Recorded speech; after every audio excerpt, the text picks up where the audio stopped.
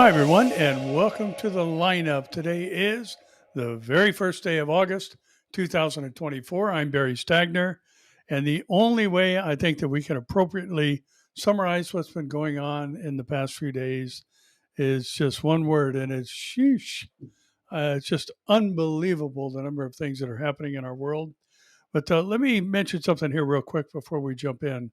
I don't want to forget, and I know a lot of people move on before the program's over, but I wanted to mention something that we brought up in time past. And there's a ministry that we support at the church and are long affiliated with called Run to Rescue.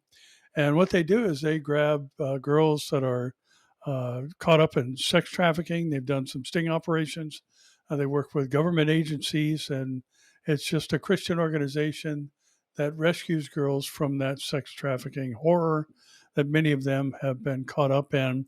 And we actually had a function at the church the other night, and the founder, Shannon, spoke at this event. Shannon Forsyth spoke at this event, and there was actually a 12-year-old girl there who had just been snagged off of heading into that whole cesspool of debauchery. So, they're always in need. My wife actually mentioned to me that Shannon was sharing that she just felt it heavy on her heart that, they were in need of support. And, one of the great things about reaching out through the internet is that we can literally reach all over the world. And, they had told a story to one of our ladies at the church about the first time I ever mentioned them as a ministry, and just your response was just unbelievable. And the night before the lineup had aired, they had, as a leader group, gotten together and prayed and said, "Lord, we're in dire need. We got to feed these girls. We got to make sure we can keep the lights on and all that stuff." And then, unbeknownst to them, money started coming in from all over the world. So, there's a website, and I think you'll see the little thumbnail come up here in a minute if it's not already up, and you'll be able to get the access website number or address, rather, not number, but the address. And really, I cannot say enough about this group. This is something that has just been heavy on my heart. And, it's always been interesting to me that when Babylon is destroyed in Revelation chapter 18, one of their products that they marketed was the bodies and souls of men, meaning mankind, the sex trade operation and other things like it associated with basically the buying and selling of human beings. So I just encourage you again. I think it's just run the number 2 rescue, the word run, the number 2, the word rescue. .com. I believe that's the address, but you'll see it up on the screen, as I said. So, you know what? If the Lord lays it on your heart, or if you have a heart for this type of ministry as well, I greatly encourage you to make a donation to them. They're a great organization, and they're Christ-centered, which is the most important thing. So, well, off to our stories for this week. And again, it's just hard to believe that we're seeing the things that we are seeing and happening so fast, some 10 hours apart. We saw 2 major assassinations of some people who were bent and sworn to and avowed to the destruction of the nation of Israel, which, by the way, is not going to happen because God is the one who brought them back, and he is the one who will protect them, and he is the one who is going to eventually fight against all nations together against Israel. And I think that's one reason that it's important that we recognize the position that our administration as Americans or any other around the world take with Israel, because it is crucial, especially in these last days. And, I can't, stress enough again, and pardon me for a moment, I have an adjustment. I'm sure the people at church are used to this. I wear hearing aids and they're controlled on my phone. And I forgot to turn them up when I put them on, and it sounds like I'm talking in a closet. So very distracting. But anyway, here we go. So, watching all these things that are happening in our world today, it's just incredible the speed at which they're developing and happening. And this, as we mentioned, the close proximity, some 10 hours apart. of these two major events that have happened that could spur on other things behind it. And we'll talk more about that as we go. But the Jewish News Syndicate has our first article, which reports that Netanyahu said the IDF will settle the score with anyone who threatens our existence. And just as the IDF settled the score with Fouad Shukur, the Jewish state will not hesitate to take out anyone who dares to threaten its existence, Israeli Prime Minister Benjamin Netanyahu warned in his first public remarks since the killing of the top Hezbollah commander. That's not Hassan Nasrallah. He's still around. And in a primetime address to the nation on Wednesday night, the Israeli premier again reiterated that Jerusalem is fighting an existential war against Iran's axis of evil, which includes Hezbollah and Hamas.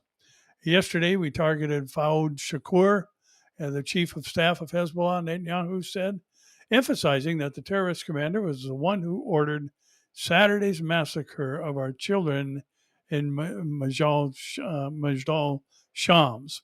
And Hezbollah's number two was responsible for the incessant attacks against our people in the north. He was involved in the murder of 241 American soldiers and 58 French soldiers in Lebanon in 1983. He was in charge of the entire missile operations of Hezbollah, the prime minister continued. Netanyahu, in his approximately 5-minute speech, did not mention the death of Hamas political leader Ismail Haniyeh, who was killed in a targeted killing attributed to Israel early Wednesday morning while visiting Tehran. The Israeli leader did note that the Jewish state dealt a very strong blow against Iran's terror proxies in the region in recent days. And for months now, every week, people tell me both in and outside of Israel to finish the war. But I did not give in to these voices then, and I will not give in to these voices today, he vowed. Israel has some challenging days ahead as Hezbollah and Iran have threatened to avenge the death of the terrorist leaders, Netanyahu said. And we will stand together against any threat from any arena. Now, it's interesting looking at this story in relation to those, the peripherals around it, and those who have thrown their hat in the ring, so to speak, at least in the rhetoric, with Erdogan, the Sultan of Turkey, coming out and just saying, if Israel does anything against Iran, we're going to invade Israel. Now, we know that Iran and Turkey are named in the Ezekiel war scenario, and we've also made mention in the past that there is a military presence already on the northern border of Israel, poised to strike if the opportunity presents itself, including Turkish soldiers, Russian soldiers, and Iranian soldiers. And the Iranians have been kind of in and out under the guise of, giving operational consults and things of that nature, and observers and other things to mask what their real intentions are. So it's interesting to watch what we're seeing. And, the question often comes up, do you think that this could lead to the Ezekiel war? And, let me just answer like this. The players are already involved, many of them. Threats are now being made other than simply, what we have in Ezekiel 38 and 39 under the ancient names found in the Table of Nations in Genesis 10. Now we see that there's activity, not just a coalition and not just a shared interest economically, but there's also now a hatred for the Jews that has approached a level that is parallel to that which is recorded in Zechariah chapter 12:3. Many are seeing Jerusalem as a burdensome stone. It's a heavy weight for the world to carry, and therefore many are saying there has to be something done against them. And, watching these things unfold and the just out of nowhere, these things all of a sudden just pop up. And there's an interesting component to this killing, especially of Haniyeh, in that there's a lot of talk coming out of Iran right now that there's a possibility this was an inside job. Now, the New York Times ran an article just this morning that said there was a bomb planted in this guest house only some 150 meters from the presidential palace in Tehran several months ago. And it was planted, obviously, by someone who had connections to could get through the Republican Guard. This is a highly restricted area. It'd be like somebody, planning a bomb in Camp David or something like that. Not the president's residence, but it's close by, and it's a place where leaders from around the world come to visit the Iranian Ayatollah as well as the president of Iran, the newly elected president. And this is what Haniyeh was there to do, the swearing-in ceremony and all the other things associated with the rise of a new president after the death of the former president in that very curious helicopter crash that took place. But the New York Times article was rather interesting. It kicked up a lot of dust because how did this happen? There's also another story explaining exactly what happened, that it wasn't an air attack, and it's very likely that this is probably some type of anti-tank weapon fired from the ground in close proximity to this guest house. And some would say that, there would have to be, even some Iranian involvement in this, specifically from the Republican Guard. I think Amir reported on that earlier today. But a lot of things are swirling around now. And there's two reasons I think this is important to bring it up. Because one, it would allow the Iranians, if it was an inside job, it would turn their attention toward the Iranian Republican Guard and the leaders and, this major security breach, much like Israel had on October 7th. And it would turn the attention away from retaliation with Israel, at least for the moment. And also the second thing I think that's very curious about that is the mention in the article we just read about Iranian proxies. And Iran has just played the role of financier. I mean, we haven't seen a whole lot of activity other than, the drones, which was kind of a save face attack on Israel a couple of months ago, flying for hours, 10 or 12 hours, if I remember right, toward Israel, like, shooting ducks in a barrel or fish in a barrel, however that saying goes. But, it was just easy to take them out. But, they could go to bed that night saying, yeah, we retaliated for what happened and the things fired at Israel and all that. And, or from Israel, I'm sorry. So the other thing that's quite possible, and the reason that these kind of stories are surfacing is just that. It would allow them, if they don't respond within the rest of the radical community, to say, well, Israel didn't really do it. Now, Lebanon's another story. I mean, that was a hit.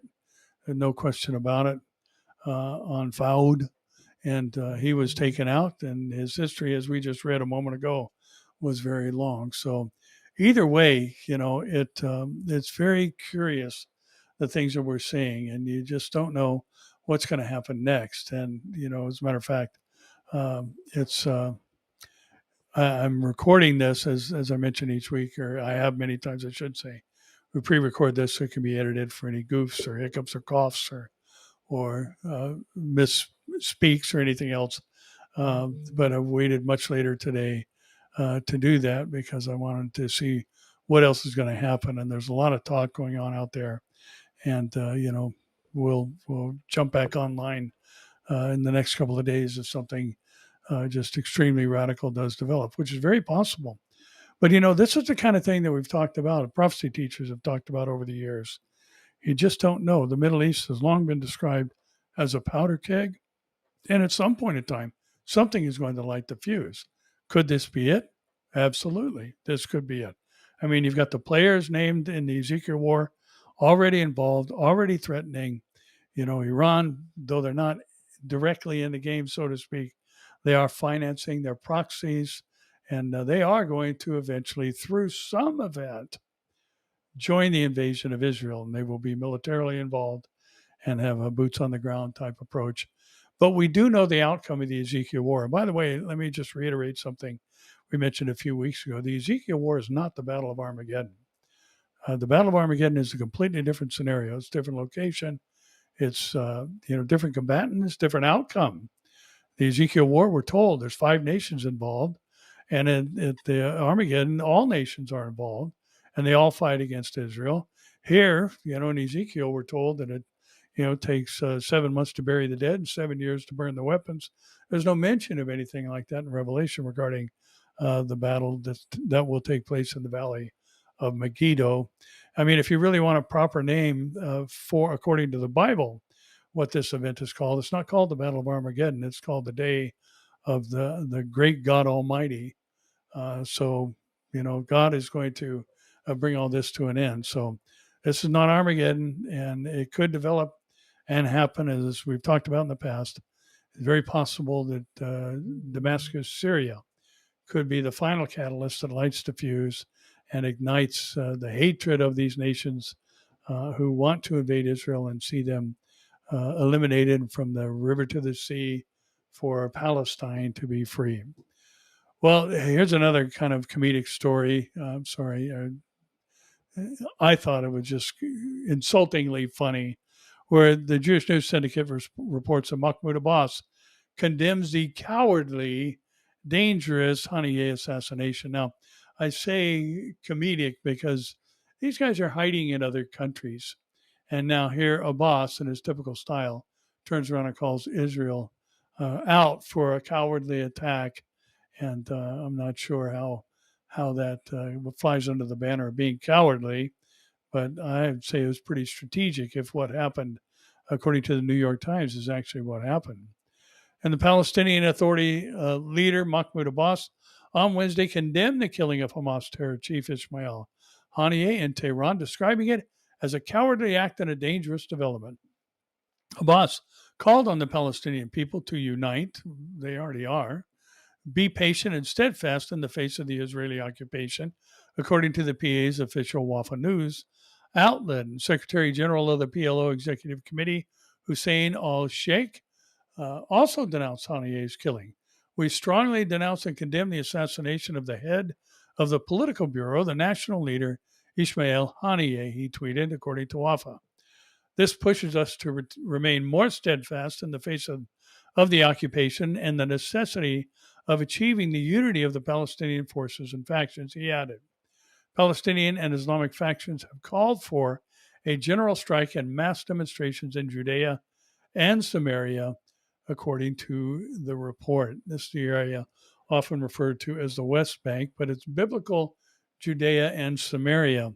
And I don't know how anybody could argue that Israel does not have a right to the West Bank, so to speak, when you see Judea and Samaria peppered throughout the whole of the Bible, and even mentions in the New Testament about this being Israeli land. So, again, I find Mahmoud Abbas to be quite hypocritical and even ridiculous in this statement when you've got leaders of Hamas staying in countries like Qatar and hiding out and living, the life of a billionaire based on the billions of dollars that have come in for the Gaza Strip and using it for their own lifestyle and lifestyle of the rich and famous. You remember that old TV show. The Times of Israel reports that in the wake of Haniyeh killing, Austin says the U.S. will help defend Israel if it's attacked. The U.S. Defense Secretary Lloyd Austin reiterated his unwavering commitment to Israel's security on Wednesday and said Washington would come to its defense if needed, hours after Hamas political leader Ismail Haniyeh was killed in Iran early Wednesday in a targeted assassination attributed to Israel. And Haniyeh was assassinated in the early hours of the morning after having traveled from his home in Qatar. Again, this is the head of the political arm of Hamas. And Hamas is based in Gaza. So what's this guy doing living in Qatar? Because he's actually the coward. To Tehran, or he was, I should say, to attend the swearing-in ceremony for the country's new president, Masoud Pezeshkian. Sorry for the massacre, but I actually just ran into that name for the first time.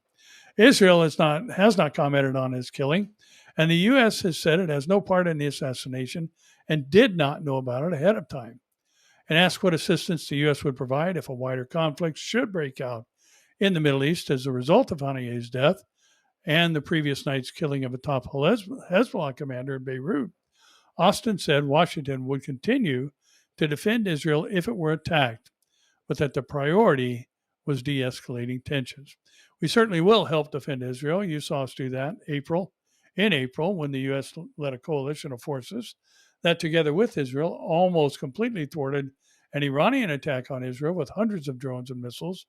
And you can expect to see us do that again, he said, referring to the attack Iran launched against Israel in response to the bombing of the Revolutionary Guards Commander's building in its Syrian consulate. We don't want to see any of that happen, Austin added. However, we're going to work hard to make sure that we're doing things to help take the temperature down and address the issues through diplomatic gatherings. Now, the Al-Jaminer is also reporting that media outlets are saying we mourn Ishmael. Anti-Israeli activists praised deceased Hamas leader Haniyeh as a moderate peacemaker. Now remember, Hamas is the Hebrew word for violence. Now, I don't know how you can be part of an organization whose very name is violence and call yourself a peacemaker or a moderate.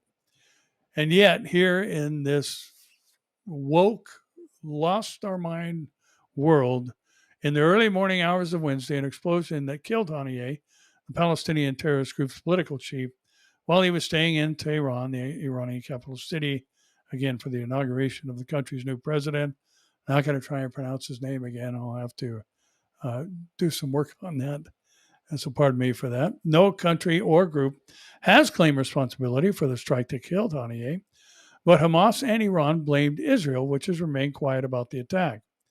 Some observers had argued that the strike could result in a regional escalation and make it harder to secure a deal to release the more than 100 hostages still held by Hamas and reach a ceasefire in Gaza. Now, point your mind back to a story a couple of months ago that Hamas said when the negotiations were for the release of some 40 captives in exchange for a temporary ceasefire. I think the important thing for us to remember about that is they basically came out and said, I don't think we can come up with 40 hostages, indicating a great number of them were already dead, which is obviously catastrophic and adds to the reasons for Israel to finish this battle. And the American writer and activist Sean King described the assassination as murder at the hands of the United States and Israel. I must admit that I am furious because Israel, murder people with impunity. You know, there's no mention by this bozo about October 7th and the heinous demonic things that took place that day against children and elderly people and kidnapping little children, some under a year, or at least one under a year old, and others who were what we would describe as being a toddler. He said it's absurd, but you can never destroy people who do not believe that death is the end. King also said that he admired Haniyeh for negotiating with Israel. He was working hard day and night on the ceasefire, even though these genocidal monsters had murdered his own kids and grandchildren. I never understand how he had such strength to push forward, but he knew and said that he was no different than the average Palestinian who has lost so much. And this is the liberal media. And, you know, the ignorance today is simply appalling, and the hatred for Israel is nothing less than demonic. And listen, we see a lot of this, sadly, in the church today in the form of replacement theology and other teachings that basically have no place for the modern nation of Israel. And I would just encourage anybody, stay away from that. Stay away from that kind of thinking. Stay away from teachers who teach such things because it is God who has brought them back into their national homeland. Read Ezekiel 36 if you want to know what the return of the Jews is all about and who's behind it and the reason for it that you'll find in verses 21 and 22 of that same chapter. So again, you know, listening to the media, there's another story here, or paragraph, I should say, about a BBC Middle East correspondent who described Haniyeh as moderate and pragmatic. Well, if he was either of those things, this would have been over a long time ago. And yet, you know, this great, pragmatic, moderate negotiator has had nothing to say about condemning the events that took place on October 7th, because he's all about, from the river to the sea, Palestine will be free, which again is a hugely historically ignorant statement. This is the land of the Jews with a 3,500-year presence there. And I'll remind any out there who are not aware that Palestinian was a phrase that in the turn of the century, the turn of the 20th century, was associated with the Jews who lived there. They were called Palestinians, and the term Palestinian began to be applied to this group in the Gaza Strip in 1967, when after some efforts to make associations with the Philistines and prior to that the Canaanites, Yasser Arafat landed on something that is now stuck, and this is what this people group is called. And yet, you'll find Muslim scholars all over the Middle East who either call them, either Jordanians or Syrian Arabs. No such thing as a Palestinian in the course of history, because if you go back, any culture, like when you go to Israel, if the Bible says that something happened in a specific place and a specific event took place there, like a battle engaging the Philistines or whatever, you will find archaeological evidence.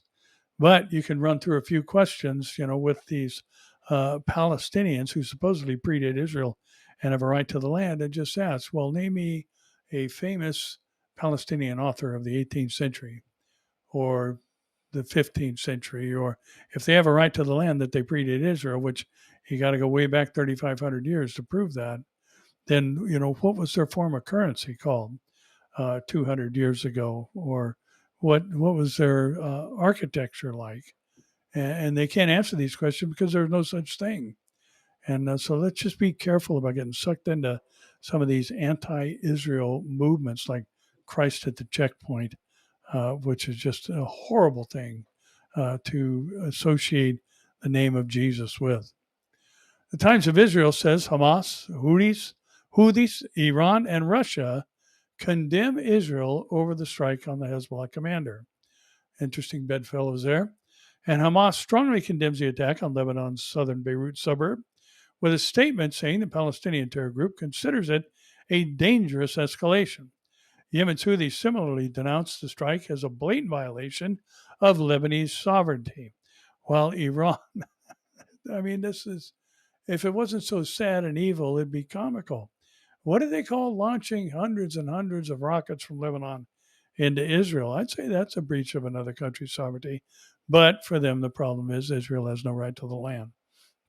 The vicious and criminal action, of the Zionist criminal gang in the suburbs of Beirut certainly cannot stop Lebanon's proud resistance from continuing the honorable path of supporting the oppressed Palestinians and standing against the aggression of the Israeli apartheid regime, said the Foreign Ministry spokesman Nasser Kanani in a statement. Russia also denounced the strike, accusing Israel of violating international law. Boy, there's the pot calling the kettle black. And this is a gross violation of international law, Russia's foreign ministry told the news agencies. Now, back to what Austin said regarding the U.S. standing with Israel and the questions posed to him regarding what exactly is the U.S. position going to be. Well, the Telegraph says that the U.S. and British warships assembled off the coast as Israel-Hezbollah crisis mounts. Toward the end of last October, a large group of warships and auxiliaries converged in the eastern Mediterranean, ready to carry out a non-combatant evacuation operation, or an NEO. And the fear, not unreasonably, was that Hamas atrocities of October 7th would spark a war that could not be contained in Gaza, and large numbers of civilians would therefore have to be evacuated. In 9 months, almost to the day, events in Israel may be spiraling out of control again. Following a Hezbollah rocket strike in the Israeli-occupied Golan Heights, again, and they are not occupied. That's Israeli territory. You want to argue? Argue with God. He gave it to them. He defined the boundaries. And I just get tired of these stupid statements about occupied territories. It's the land of Israel, given to them by the God who created the heavens and the earth.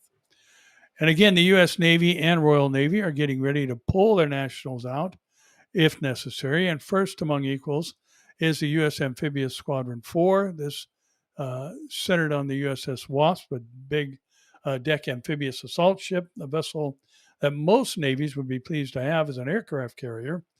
With her are two somewhat more conventional assault ships, the Amphibious Transport Dock USS New York, and the dock landing ship Oak Hill.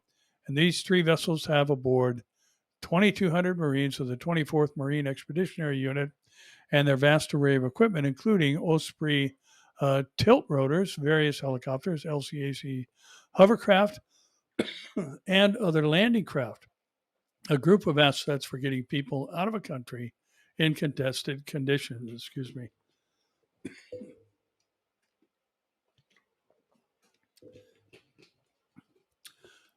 What's next depends largely on what shape the Israeli response takes.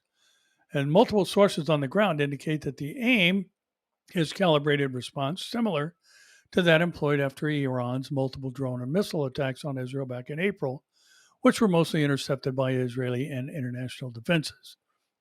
Other reports suggest that Israel wants to strike Beirut's port and airport. A middle lesser option would be limited attacks on infrastructure, including bridges, power plants, and ports. The least escalatory choice would be direct attacks on Hezbollah themselves. And the only thing we know for sure is that this is why we record the program early. I'm so sorry.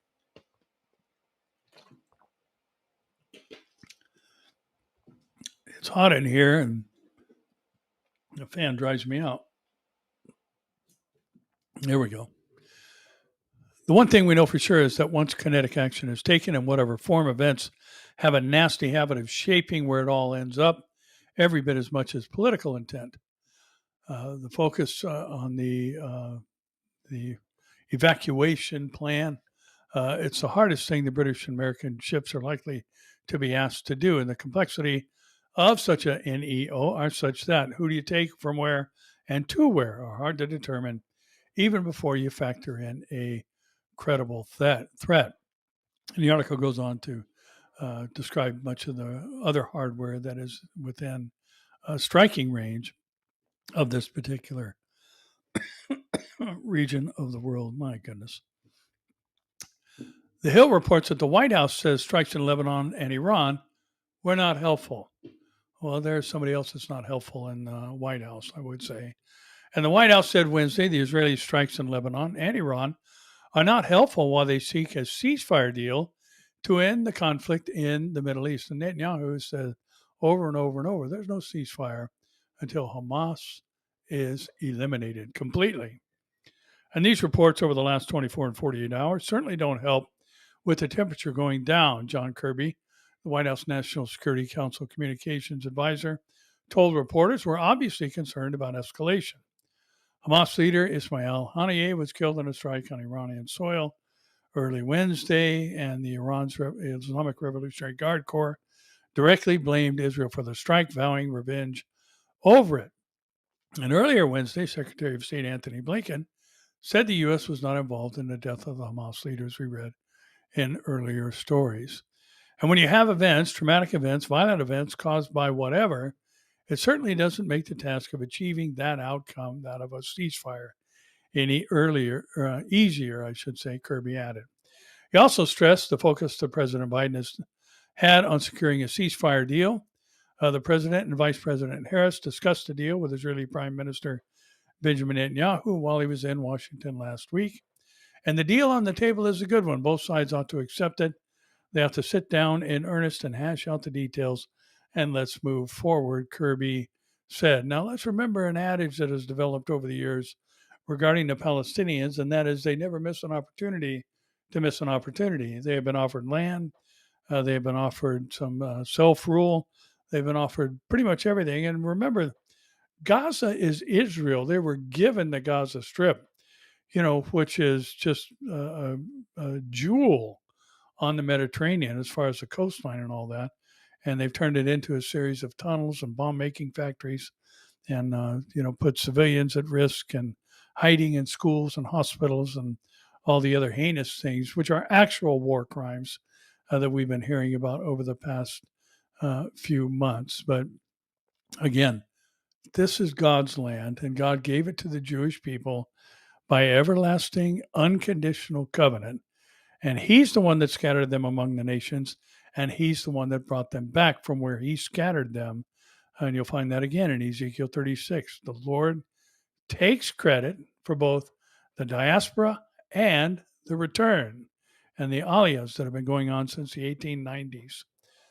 And Breitbart says, Free Palestine, Toronto school bus burned, Jewish community centers vandalized. The school bus parked in a Jewish neighborhood in Toronto was firebombed on Monday while anti-Israel graffiti messages like Free Palestine were painted on a kosher grocery store and Jewish community center.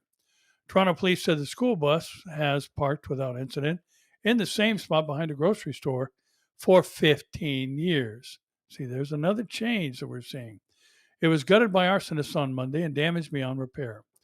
The fire was extinguished before it could spread to other vehicles, and the police said they were investigating the incident as a crime of arson and possibly a hate crime. Well, no kidding. Targeting Jews because of the Middle East is pure anti-Semitism and only makes us more determined to stand up for our beliefs, said the United Jewish Appeal Federation of Greater Toronto. The UJA said it spoke with the police about the bus burning and also the anti-Israel messages painted on the community center, kosher grocery, and at least two other business establishments. And Melissa Lantzman, a Conservative party member of the parliament from the Greater Toronto and Thornhill area, said the attacks on the grocery store and other Jewish businesses were clear forms of intimidation and nothing more.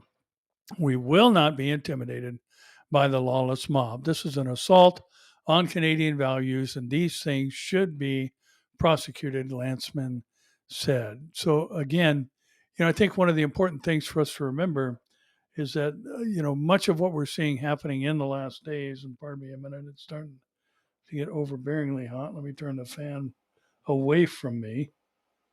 Let's see if that helps.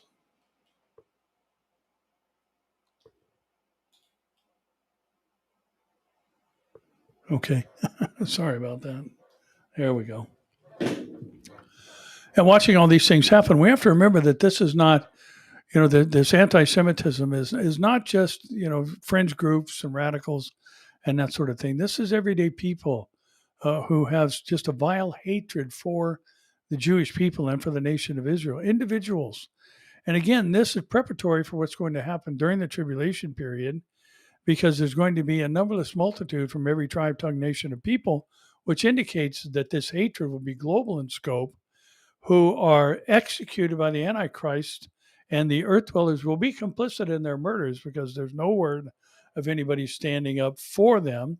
And the reason for that is quite simple. They have the testimony of God, and they're going to be executed to the degree that the Wayne, simply because, which is an act of worship at least, and they, deemed or will be deemed as enemies and executed because of their association with Jesus.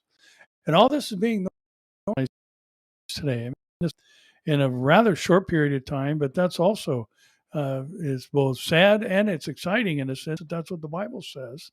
The opening verse of Revelation says when they start to happen, they're going to happen in quick succession, and all of them will happen in sequence. And, the tribulation, which is beyond catastrophic, is going to happen in just a short span of time, 7 years. And, all sorts of things. When one situation in a quarter of the Earth's population will be killed under the rider of the four horsemen, of the four horsemen of the apocalypse, and then you're going to see another third who are killed later in the tribulation. And, to say nothing of scorpion-like creatures that don't kill people, but make them wish they were dead. And the sting is like that of a scorpion, and the locust tail that come up out of the bottomless pit. And they torment people for 5 months. The sun is going to be given power to scorch men's bodies. There's going to be a darkness that causes people to gnaw their teeth in pain. And this darkness is, the sun being blotted out, and the moon not giving its light and causing incredible cold. And, when the sun has scorched your body, and I believe that's talking about radiation burns, and your skin is dry and cracked, the last thing you need is cold, dry air, which would simply exacerbate the issue and then aggravate the sores that you have on your body. It's just going to be a horrible, horrible time that's going to take place here on the earth. And aren't you glad that we're not going to be here? And watching all these things that are happening, I think that's one of the more interesting questions I think we have to pose about the book of Revelation. People always say, well, where's the rapture of the church in Revelation? Well, it's in Revelation chapter 4, verse 1. John, member of the church, is told to come up here. And there's no mention of the church again until Revelation chapter 19, when we on white horses are returning with Jesus as he comes to make war with his enemies. And his name is called the Word of God, as Revelation 19:11-16 records. But again, our goal, our purpose, the reason for our continuation here on the planet is to tell people about the Lord, so they too can escape the things that are coming upon the whole world. And yet here we see things developing that, they've been here. The anti-Semitism has always been here. And any time that a group of people bear the label God's chosen people, everybody else is going to hate them, or a lot of other people, I should say, are going to hate them.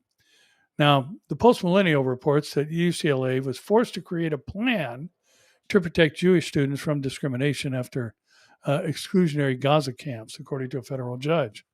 And on Tuesday, a federal judge ordered the University of California to craft a plan so that Jewish students would have equal access to the campus after anti-Israel activists blocked parts of the school's Los Angeles campus and set up checkpoints. And of course, boy, if that's not Nazism, I don't know what is.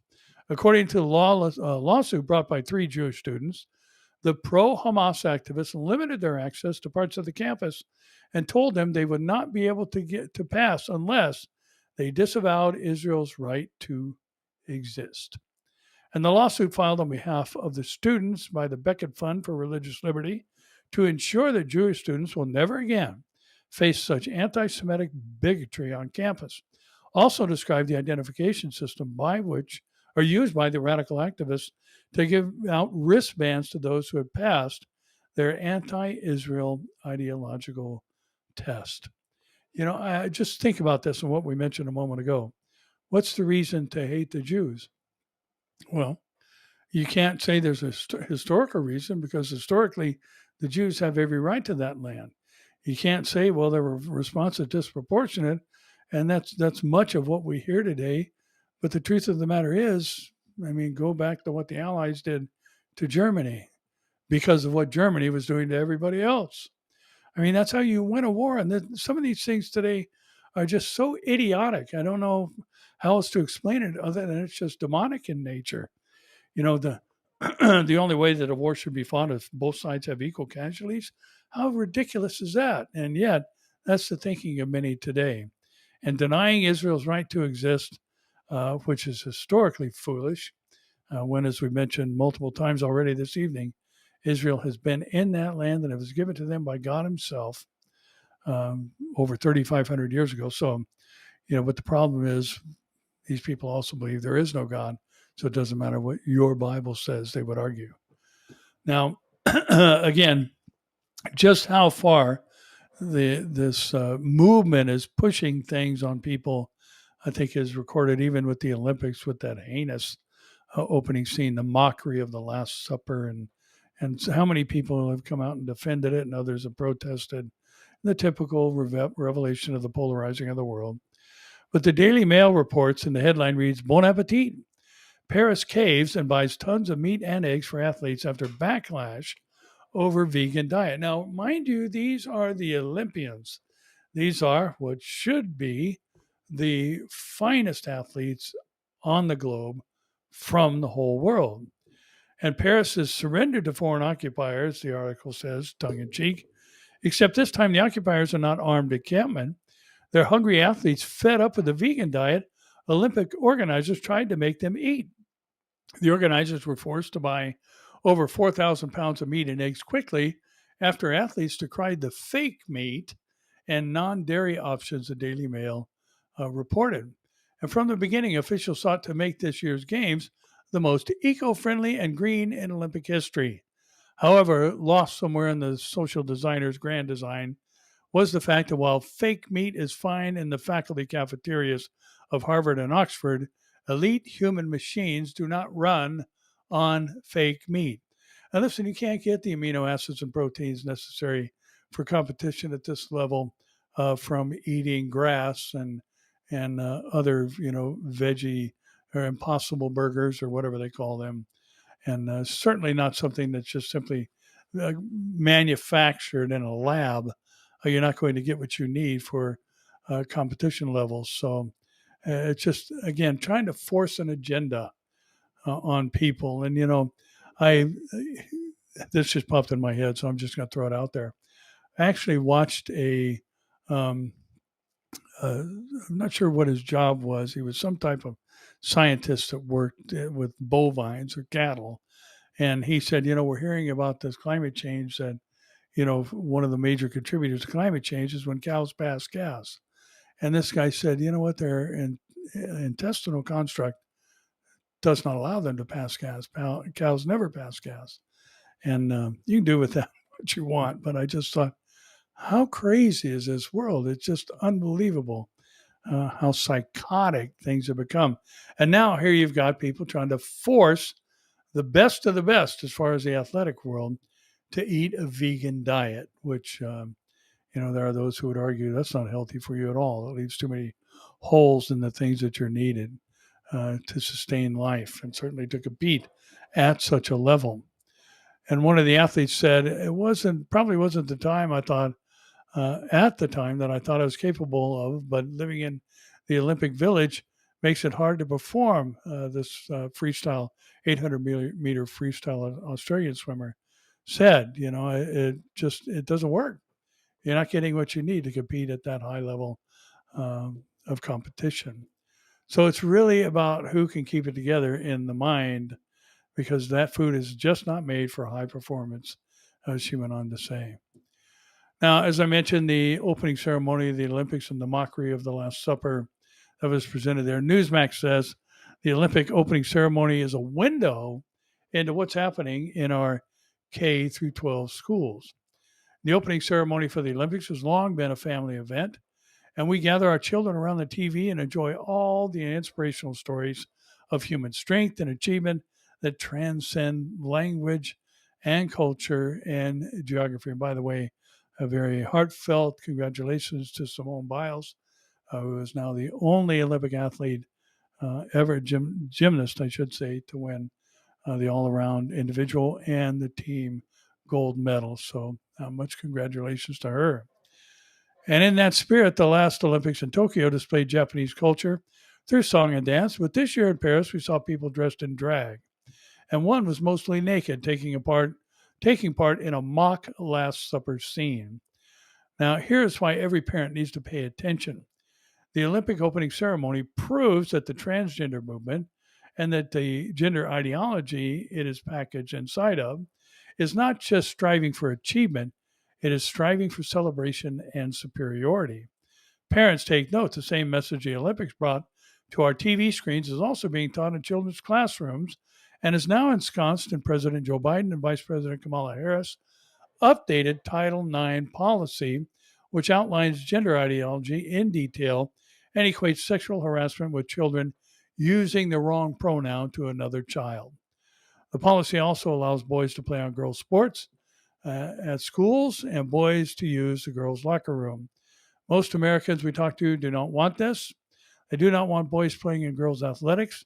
They do not want boys in girls' private spaces. However, none of this can be questioned by students without the looming penalty of being labeled as a harasser or bigot against someone in a federally protected class, thanks to the updated Title IX policy for schools. And Title IX actually comes from 1964, and in the efforts to combat the segregation and the racism that was going on in our country.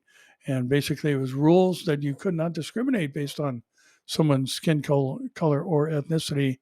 And they have included now all of these gender fluid elements into that, which was meant to protect, which was absolutely wrong. Racism at any level or for any reason is absolutely wrong. But now they've included sexual identity as basically equal to skin color. So you're basically a racist. That's why we see those terms thrown around so frequently today.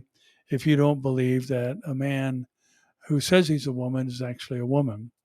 Well, there's a boxer in the Olympics who doesn't believe it. And I can't remember the name of the girl or the country she was from, but I've seen multiple stories on it. And that is that she got hit one time in the face by a man who says he's a woman, and she quit. And she quit her dreams. She quit her aspirations. She quit what she had been working for her whole life because some dude said he was a woman and went in and punched her in the face with the strength of a man.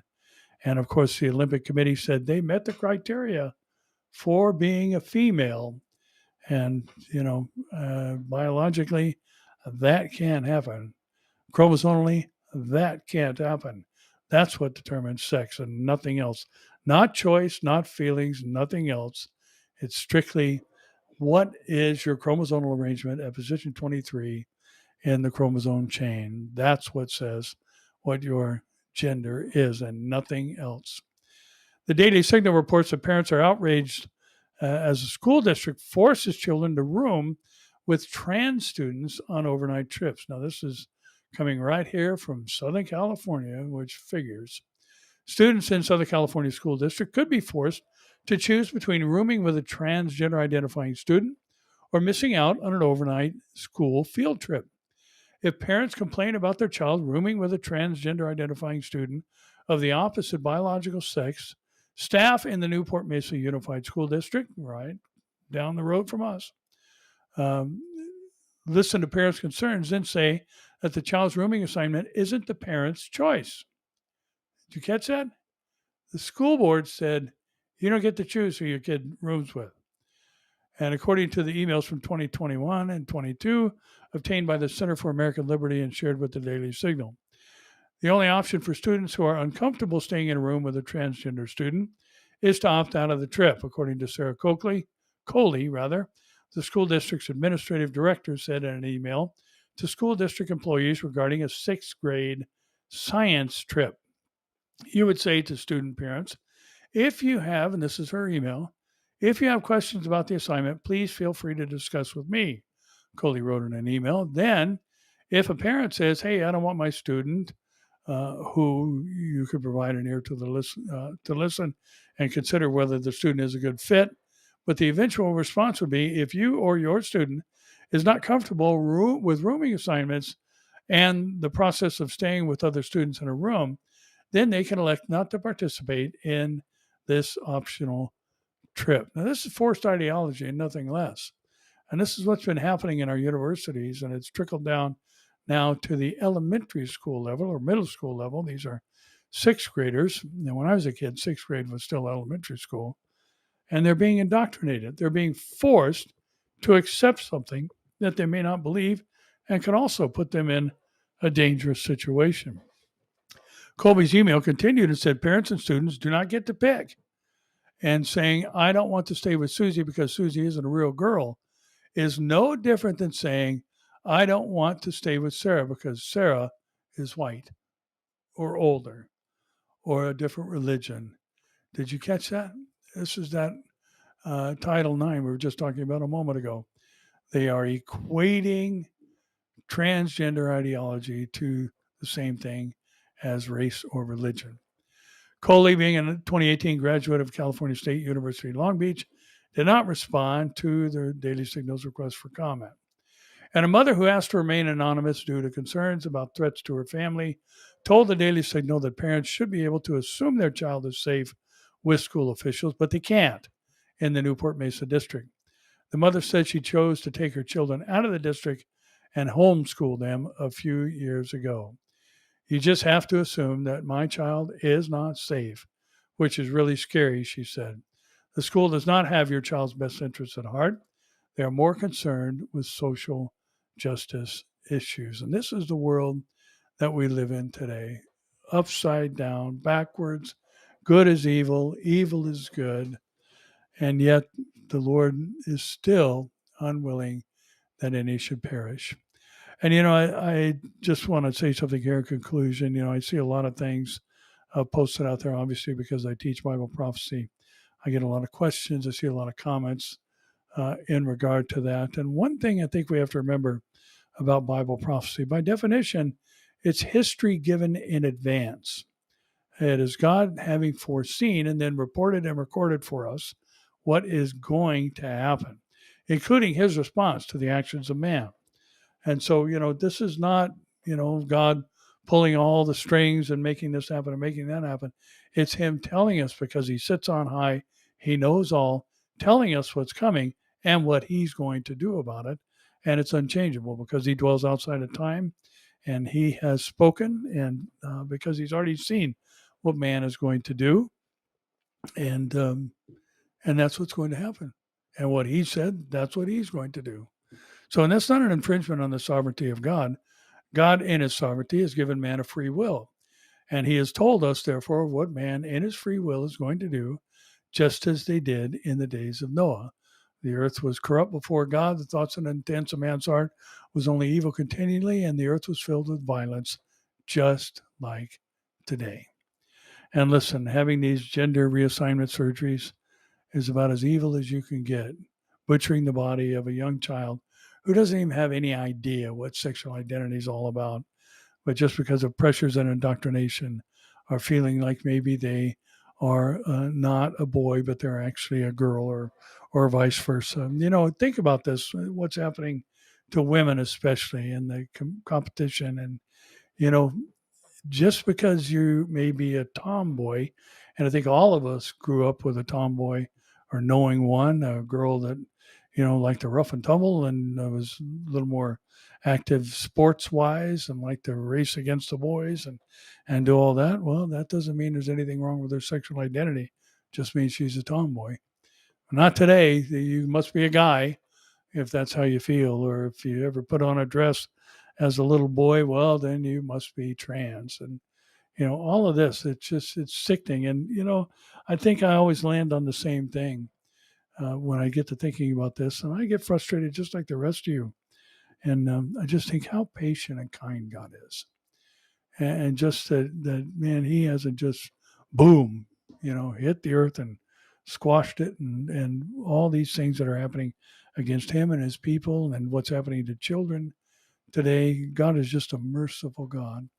And let's keep that in mind when we're dealing with people who are basically demonically driven and maybe even possessed. I think we see a lot more of that today than we recognize, which would be consistent with the first time Jesus came. So we would expect to see that sort of thing when he's getting ready to come again.